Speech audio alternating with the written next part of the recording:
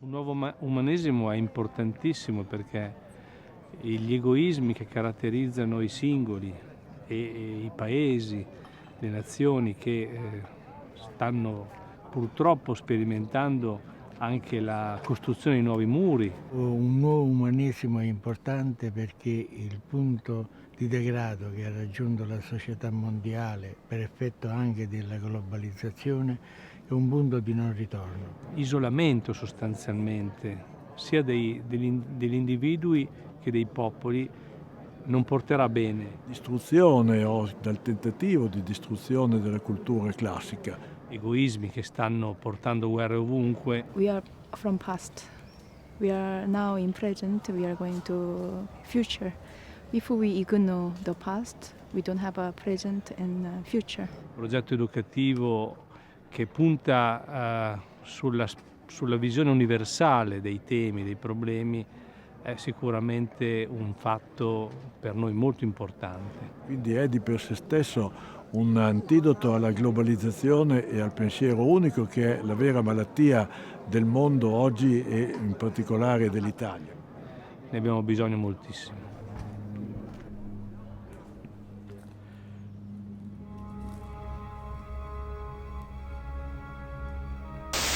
Find conditions in the world to be so threatening that they are moving the hands of the doomsday clock 2 minutes closer to midnight. It is now 3 minutes to midnight. La France et la Belgique insistent sur la qualité de leur collaboration en matière de lutte contre le terrorisme. An unprecedented measure that underscores the lingering threat of further attacks.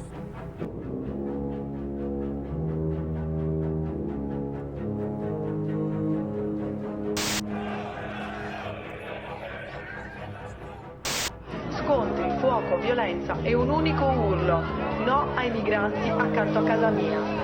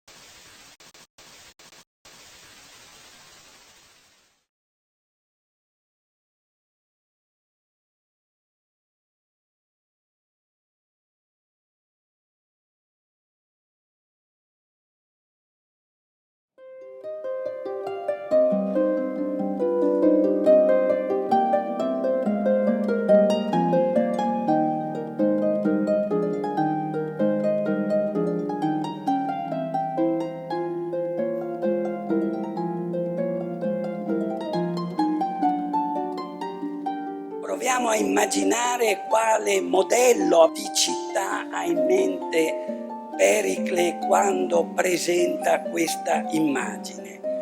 Questo modello non cancella il realistico riconoscimento della ineliminabilità della guerra, ma indica le condizioni concrete, altrettanto realistiche, per poter perseguire una pace che non sia solo un anelito esigenziale.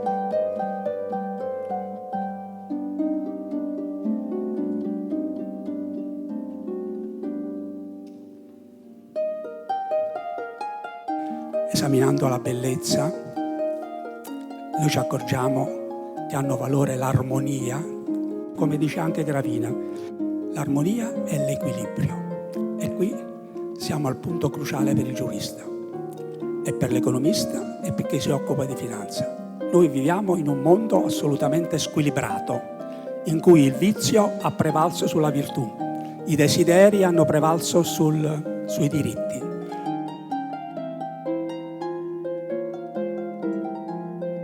E con un risveglio umanistico, effettivamente prendendo coscienza di queste cose, saremo tutti concordi nell'eliminare il massimo profitto come fine della persona umana e sostituire lo sviluppo dell'uomo, lo sviluppo della persona umana e il progresso materiale e spirituale della società, come dice la nostra Costituzione repubblicana e democratica.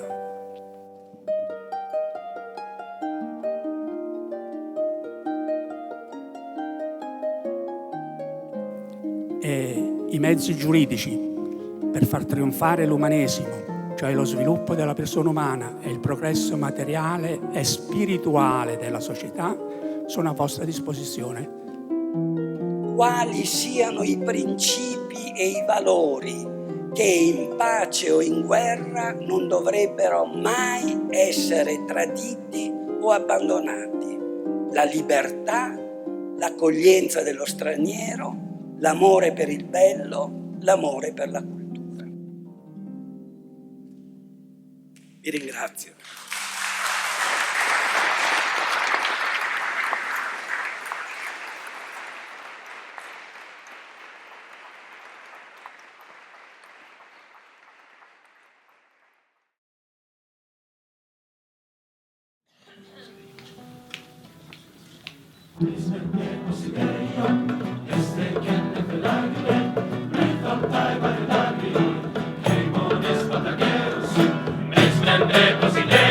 Semplicemente fantastica l'Accademia Vivarium Novum. Io conosco Vivarium Novum. Sei di Vivarium Novum? Sono dei ragazzi che hanno deciso di abbracciare il latino e di farne una esperienza. Abbiamo un po' sempre la tendenza a pensare che quello che è passato è un po' stantio, un po' fermo, e invece qui l'idea è di renderlo moderno, vivo, contemporaneo.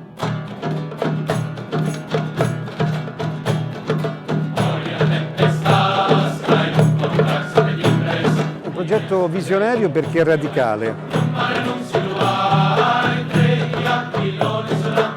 Stiamo parlando alla fine di un pezzo significativo del nostro patrimonio culturale, storico.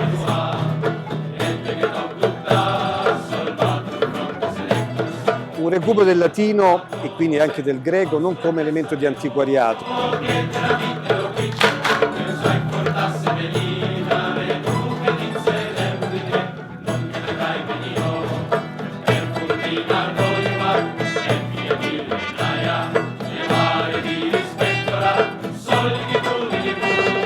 Finché ci sono loro, finché ci sono questi ragazzi, finché ci sono quelli che li guidano, veramente possiamo farcela.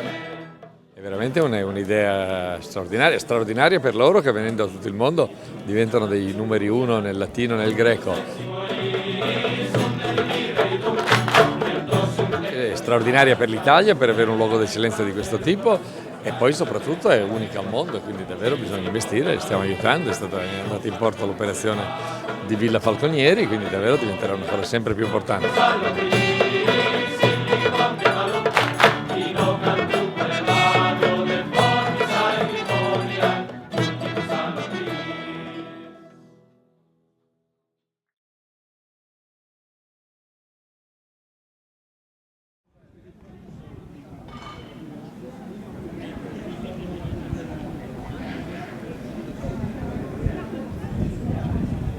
Quindi oggi faremo una consegna di questo bene, che è un bene di una tale rilevanza che può essere considerato della comunità internazionale. All'Accademia Vivarium Novum abbiamo voluto, come Agenzia del Demanio, accompagnare la destinazione di questo bene a chi oggi sta rappresentando un progetto educativo di straordinario valore, che ha l'obiettivo di realizzare un campus mondiale dell'umanesimo, cioè un luogo dedicato ai giovani che vengono educati ad avere una visione che va oltre il particolare, di cui c'è grande necessità.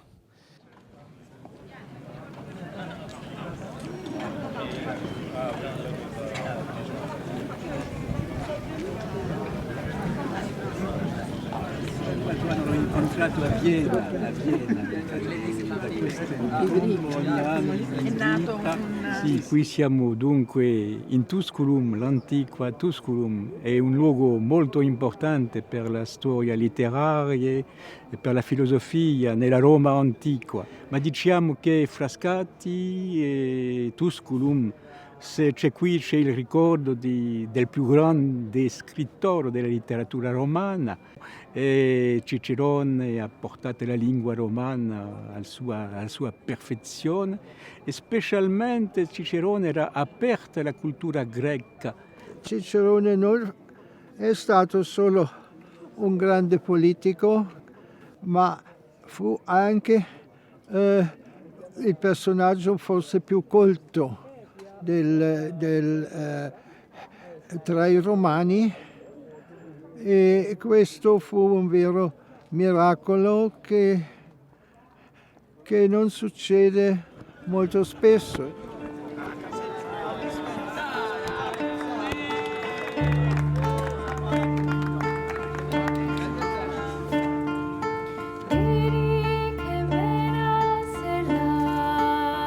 Diciamo che qui sono in qualche modo le basi dell'umanesimo, di quella cultura europeana, quella cultura filosofica, e tutti i filosofi sono legati a questa antica tradizione e dunque l'Accademia che viene qui continua questa tradizione per la filosofia, per la letteratura, che è molto importante nella nostra cultura contemporanea.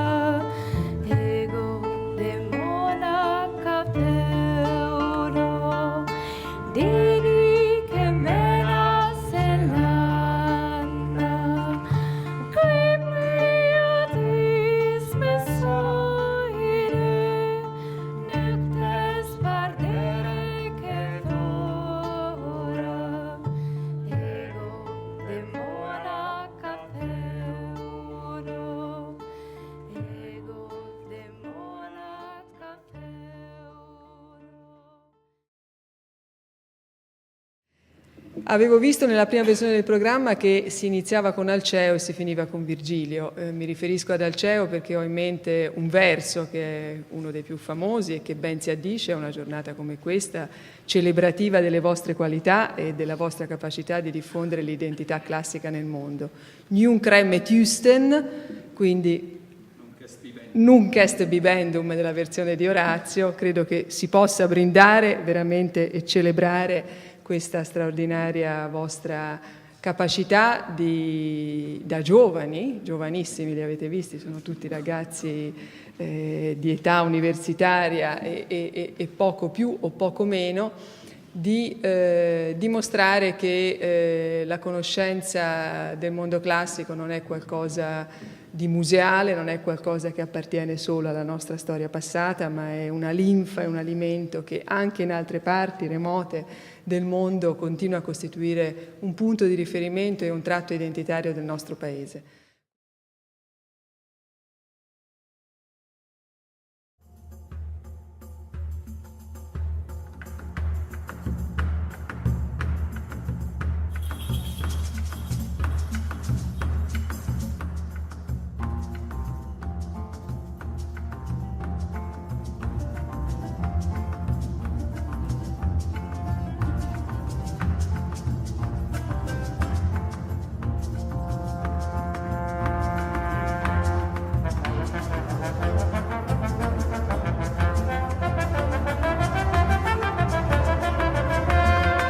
L'umanità è un'idea che va coltivata in tutti noi.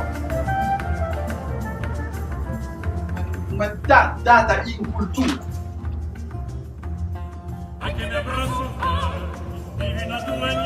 Percepire, vivere con gli antichi quasi fossero attuali, vivi, moderni.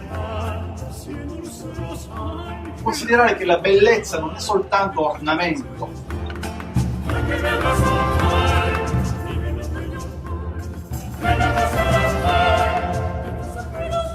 Grandi autori sono quelli che sono in grado di riflettere non solo il loro tempo, ma di dar luce anche al nostro, portatori di messaggi che si rinnovano continuamente.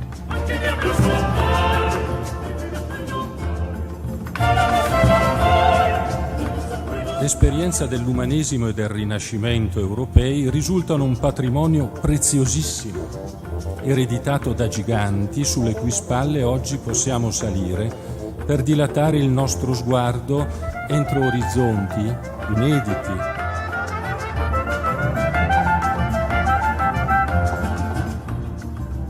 Attraverso le transizioni storiche ha avuto luogo e continua ad avere luogo la creazione di nuova umanità.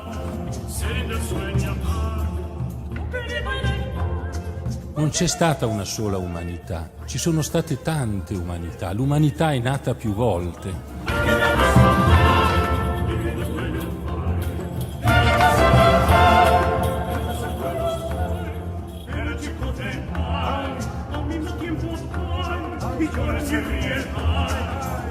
Il bene della cultura, il bene della bellezza, il bene che ha fatto grande l'Italia.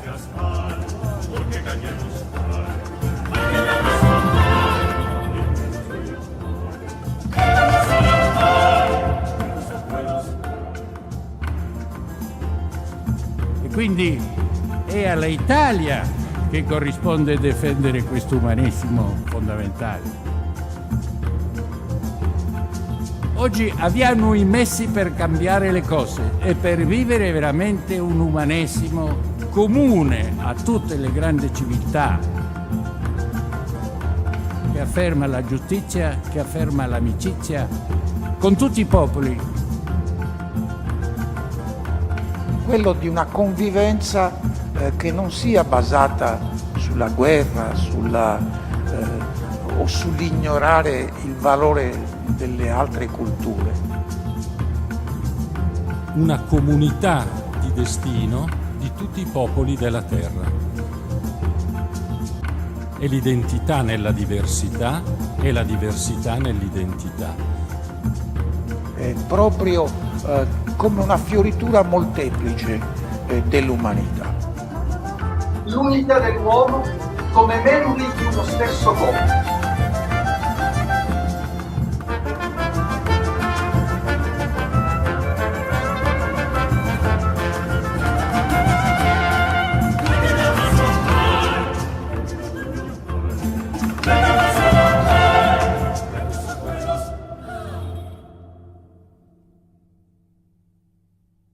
Sulle basi soltanto della cultura e della fratellanza umana.